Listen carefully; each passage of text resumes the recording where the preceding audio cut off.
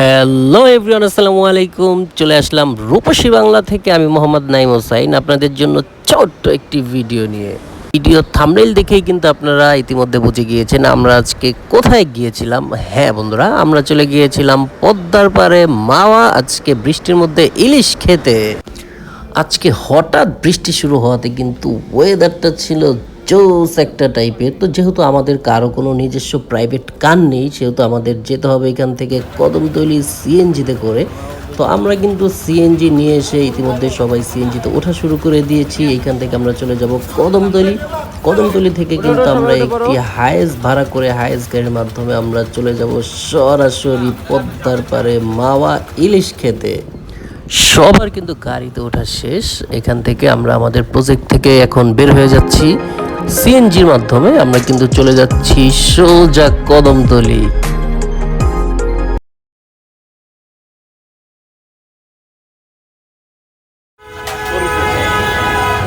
কমায় কোন ভাই, আমরা রেগুলার যাই। কমায় কোন কয় টাকা 2000 নাকি কত? 4000 কত? 2000 টাকা হবে। আরে বড় ভাই কি কইলেন এটা? এই গাড়ি না আপনি? আমরা রেগুলার আপনাদের নিউজ কোন আছে না? বলতে আছে না? ওসমান লোকে রেগুলার নিয়ে আসতে ফোন করতে কয় টাকা লেগে যাবেন? ঠিক আছে, আমার লোকে টাকা দোকানদার মাত্র এই নাটক হইছে, নাটক এরা তো খাইতে যায় না, এরা সবটি ব্লগ বানাইতে যায়। আমি তো বুঝছি কাহিনী সামনে রাতে ব্লগ। কদমতলী থেকে কিন্তু গাড়ি ভাড়া করে আমরা সরাসরি চলে যাচ্ছি এক্সপ্রেস ওয়ে হয়ে মাওয়া। তো এক্সপ্রেস ওয়েটা কিন্তু জোস একটা ফিল দিতেছিল আমাদের সবাইকে, কারণ আমরা বৃষ্টির মধ্যে অনেক ঠান্ডা একটা বাতাস দিচ্ছিল। আমরা কিন্তু গাড়ির গ্লাসগুলো খুলে রেখেছিলাম এবং এসি কিন্তু অফ করে রেখেছি।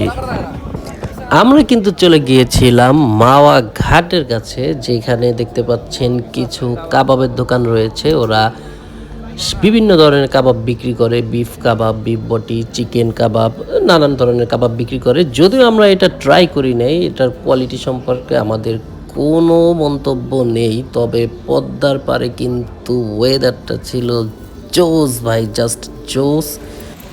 মাওয়া ঘাট থেকে ঘুরে ফিরে আমরা কিন্তু চলে যাই শখের হাড়ি রেস্তোরাঁয়। শখের হাড়ি রেস্তোরাঁর পরিবেশটা সুন্দর থাকার কারণে আমরা সকলে মিলে এখানে গিয়ে আজকে এখান থেকে ইলিশ ক্রয় করে এখান থেকে আমরা আমাদের খাওয়া দাওয়াটা কমপ্লিট করব।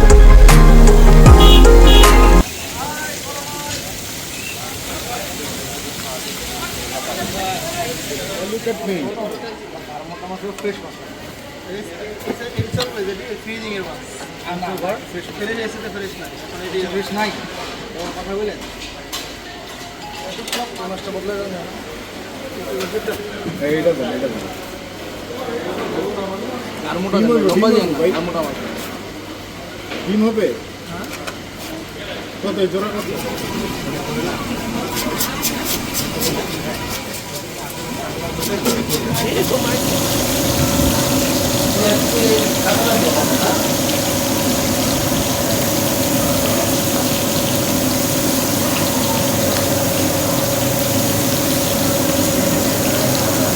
আপনারা যদি ছোট ভাই একটু চা করতেন, ছোট ভাই দাম দুম করে আলাম, বুঝলেন না?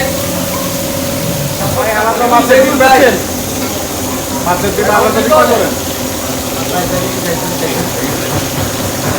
সো আমাদের খাবার কিন্তু সম্পূর্ণ রেডি হয়ে গিয়েছে। র্যান্ডমলি মাওয়া গিয়ে যা খাওয়া হয়, আমরা আসলে স্পেশাল কিছুই নেইনি।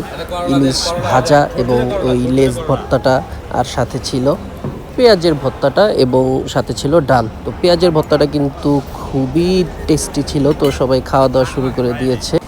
ভিডিওটি বেশি বড় না করে আজকের মতো এখানেই শেষ করছি। যারা যারা ভিডিওটি দেখেছেন অবশ্যই কমেন্ট করে জানাবেন কেমন লেগেছে।